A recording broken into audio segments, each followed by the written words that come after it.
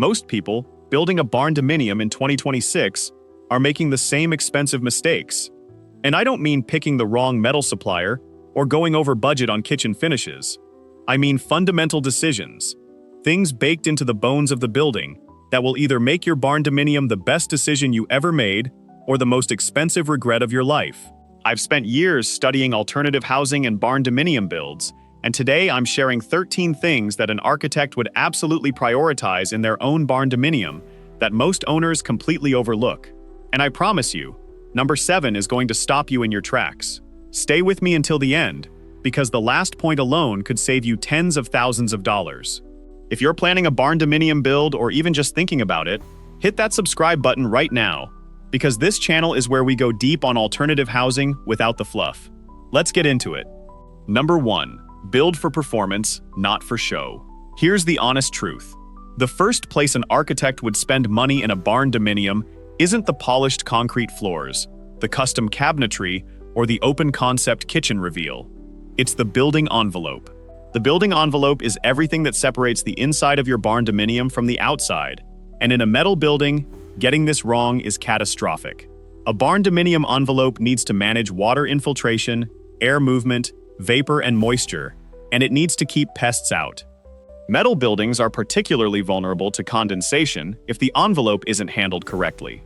Proper weather-resistant barriers, eliminating thermal bridges where the steel frame conducts cold directly into your living space, air sealing every single penetration, and installing a proper vapor barrier aren't optional upgrades. They're the difference between a barndominium that feels like a dream home and one that sweats on the inside, grows mold, and drives your energy bills through the roof. Spray foam insulation applied correctly eliminates most of these problems in one step. Yes, it costs more up front, but every dollar you skip here costs you $3 later in energy, repairs, and regret. Most barndominium builders know insulation matters. Almost none of them know about the one specific location inside a metal building where moisture always attacks first. We'll touch on that when we get to number 6. Number 2. Design with light, not just windows. This one surprises people. An architect wouldn't just add more windows because more windows equals more light, right? Wrong. The wrong window in the wrong location in a metal building can turn your living space into a greenhouse in summer and a freezer in winter. The right question isn't how many windows should I add. The right question is, what quality of light does each space actually need? Morning light in the kitchen. Soft, indirect northern light in a home office or creative space. Controlled light in bedrooms. The massive open spans in a barndominium are an opportunity to be intentional about light in ways a traditional framed home never allows. And here's what nobody talks about. West-facing windows in a barndominium without proper overhangs will roast your living space every single afternoon. An architect would design exterior shading directly into the structure, not as an afterthought. The positioning of your windows also directly affects your resale value and your insurance costs. We'll come back to that at number 10. Number 3. Build with the land, not against it. One of the most expensive mistakes barndominium owners make is treating their land like a problem to solve rather than an asset to work with. They clear every tree, flatten the entire site, and then wonder why their energy bills are high, their drainage is terrible, and their property feels exposed. An architect building their own barndominium would study the land first.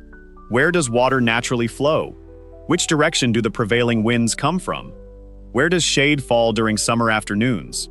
A barndominium oriented correctly on its site, using existing tree lines as windbreaks and natural grade for drainage, will outperform an identical building placed carelessly every single time.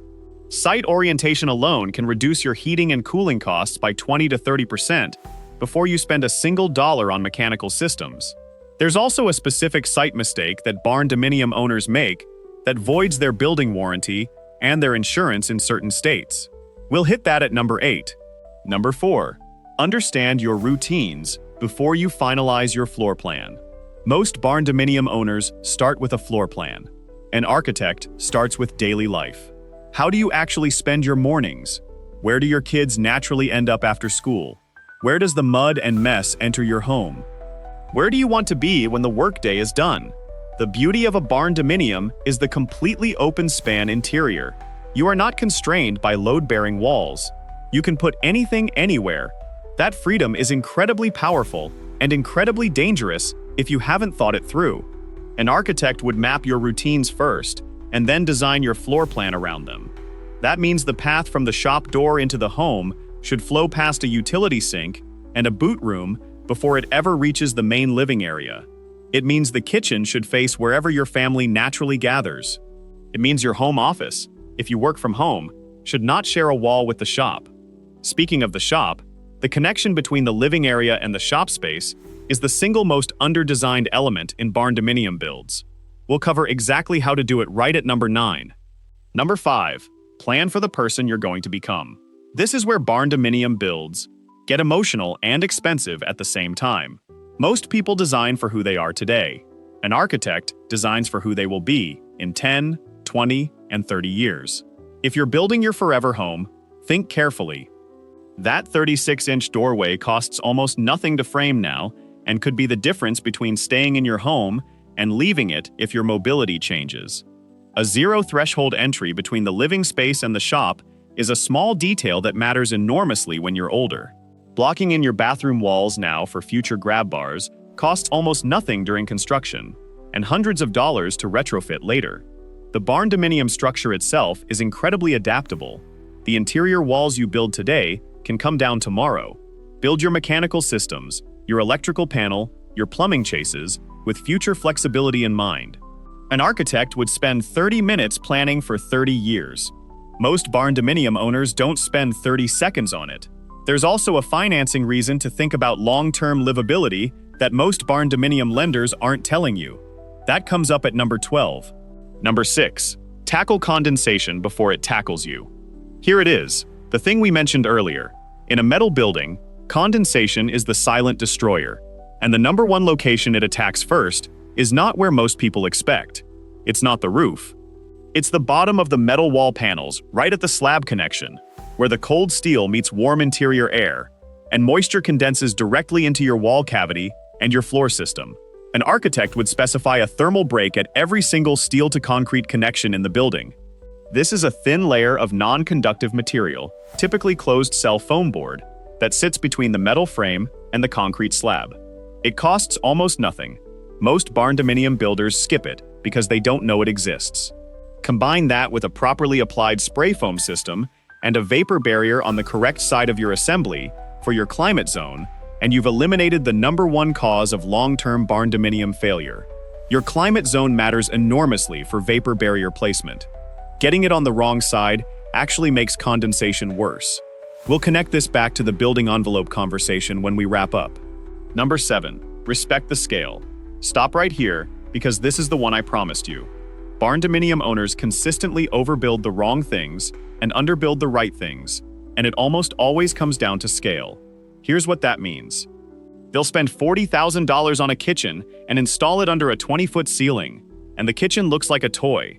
They'll build a massive shop and put one standard 8-foot overhead door in it, and struggle every time they bring in equipment. They'll plan a beautiful living space and forget that a 60-foot wide open room with no acoustic treatment sounds like a gymnasium. An architect thinks in scale. In a barndominium, every design decision has to account for the volume of the space. Lighting fixtures need to be dramatically larger than you think. Kitchen upper cabinets need to extend to the ceiling, or the transition to open ceiling looks unfinished. Furniture needs to be oversized. Ceiling fans need to be commercial grade and properly sized for volume, not square footage. And in the shop, every overhead door should be at minimum 12 feet wide and 12 feet tall. Anything smaller is a compromise you'll regret the first time you try to bring in a loaded trailer or position a tall piece of equipment. Getting scale right costs nothing extra. Getting it wrong is expensive to fix. There's one more scale issue that directly affects your property tax assessment in most counties. That's at number 11. Number 8. Get your site work done right, the first time. Remember when we mentioned a site mistake that can void warranties and insurance? Here it is. The most common and most expensive site mistake in barndominium builds is improper drainage grading away from the building. Building codes in most states require the ground to slope away from the foundation at a minimum of 6 inches over the first 10 feet. Most barndominium slabs are poured with barely any attention paid to final grade around the perimeter. Water then drains toward the building, sits against the slab, wicks under the wall panels, and begins attacking your insulation and your floor system from below. An architect would also insist on a geotechnical assessment before placing the slab on any site with questionable soil. Expansive clay soils in Texas, Oklahoma, and much of the South can move seasonally and crack a poorly engineered slab. A soil test costs $500 to $1,500. A cracked slab costs $15,000 to $50,000 to repair. Do the soil test. Get the drainage right. Do it before the concrete is poured, because after is too late. Number 9. Design. The home-to-shop transition like it matters. This is the element that separates a good barndominium from a great one, and almost nobody gets it right. The connection between your living space and your integrated shop is not just a door and a wall. It is a functional, safety-critical, and comfort-critical transition zone. An architect would design a proper airlock-style transition, a utility room or mudroom that sits between the shop and the home. This space should include a utility sink, ventilation to the exterior, sealed penetrations to prevent fumes and dust from migrating into the living space, non-porous flooring, and durable walls that can handle cleaning. Fire separation is also critical. In most jurisdictions, the wall between an attached garage or shop and a living space requires a minimum 1-hour fire-rated assembly. This typically means 5/8-inch Type X drywall on the shop side with proper sealing of every penetration. Skipping this isn't just a code violation. It's genuinely dangerous. The door itself should be a solid core, self-closing, fire-rated door, not a standard hollow core interior door. Most barndominium builds get this wrong. The ventilation in that transition space also connects directly to your HVAC design, which is number 10. Number 10. HVAC is not an afterthought in a metal building. Here's where barndominium owners consistently overspend and underperform at the same time. They design the entire building and then call an HVAC contractor at the end and say, "Figure it out." That is exactly backwards. An architect integrates the HVAC design from the very first conversation. In a metal building, the volume of air is enormous, and the thermal dynamics are different from wood frame construction. Mini-split systems are extremely popular in barndominiums, and they work well when properly sized and positioned. But a single-zone mini-split trying to condition a 2,400 square foot open-span barndominium is going to run constantly, wear out early, and still leave hot and cold spots throughout the building. Zoning is critical. Your living area, your shop if you condition it, and any bonus rooms or loft spaces need to be treated as separate zones. Dedicated ventilation for the shop, especially if you do any woodworking, automotive work, or welding, is non-negotiable from both a comfort and a safety standpoint. And windows, which we covered in number 2, directly affect your HVAC load. South-facing windows with proper overhangs reduce your heating load in winter. West-facing glass without shading doubles your cooling load in summer. An architect calculates this before the building is designed. Most barndominium builders never calculate it at all. Number 11. Understand how your barndominium will be assessed. This is the property tax conversation that most YouTube channels skip. The scale issue we mentioned at number 7 connects here directly. In most counties, your property tax assessment is based on the finished living square footage of your home, not the total footprint of the building. This means your integrated shop, if properly permitted as an accessory structure or unfinished space, may be assessed at a significantly lower rate than your living area. An architect building their own barndominium would work with a local tax professional and their building department before finalizing the permit drawings to ensure the building is classified in the most favorable way possible. In some counties, mixed-use buildings that include residential and workshop or agricultural space qualify for agricultural exemptions that can reduce your annual property tax bill by thousands of dollars. This varies dramatically by state and county, but it is absolutely worth a 2-hour conversation with your local assessor before you pull your permit. The permit classification also affects your financing options, and there's one loan program most barndominium builders don't know about that can save you significant money. That's number 12. Number 12. Get your financing structure right before you break ground. This is the financing reality nobody tells you. Traditional mortgage lenders are still uncomfortable with barndominiums in 2026. Many won't lend at all. Others will lend but require 20 to 25% down and treat the project as commercial construction. Interest rates on barndominium construction loans are often half a point to a full point higher than conventional home loans. Here's what an architect would know that most barndominium owners don't. The USDA Section 502 direct and guaranteed loan programs cover permanently constructed dwellings in eligible rural areas, and a properly permitted barndominium with a permanent foundation qualifies in many jurisdictions. USDA loans can go as low as $0 down for qualifying buyers in qualifying areas. The long-term livability decisions we discussed at number 5, the wide doors, the accessible features, the main floor bedroom, actually make your barndominium more appraiser-friendly and more lender-friendly by making it classify more cleanly as a primary residential dwelling rather than an agricultural structure with living quarters. Plan your financing before your floor plan, not after.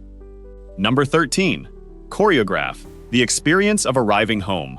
This is the one that sounds like the least practical, but is actually deeply important. And it's the reason some barndominiums feel like a dream to come home to, while others just feel like a metal building you live in. The experience of arriving at your barndominium begins at the road. What do you see first when you pull onto your property? A massive wall of metal? A sea of gravel parking?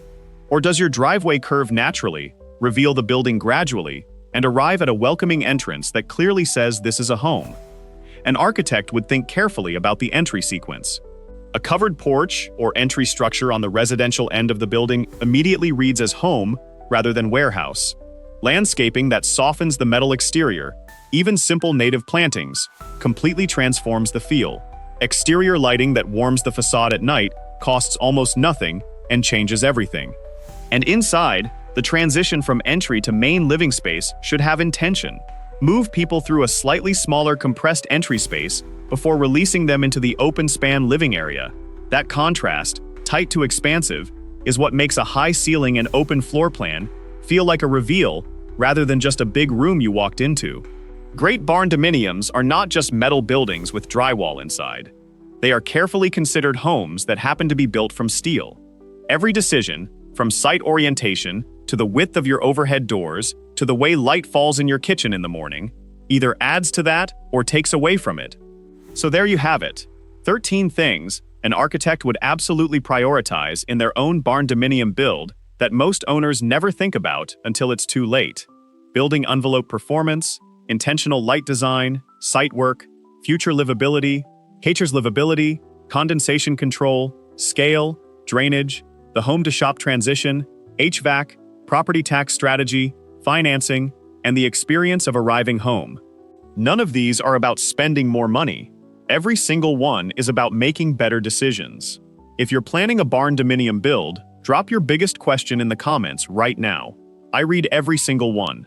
If this video gave you something useful, share it with someone who's planning a build. They'll thank you for it. Hit that subscribe button, because we go this deep on every topic on this channel. Thanks for watching. I'll see you in the next one.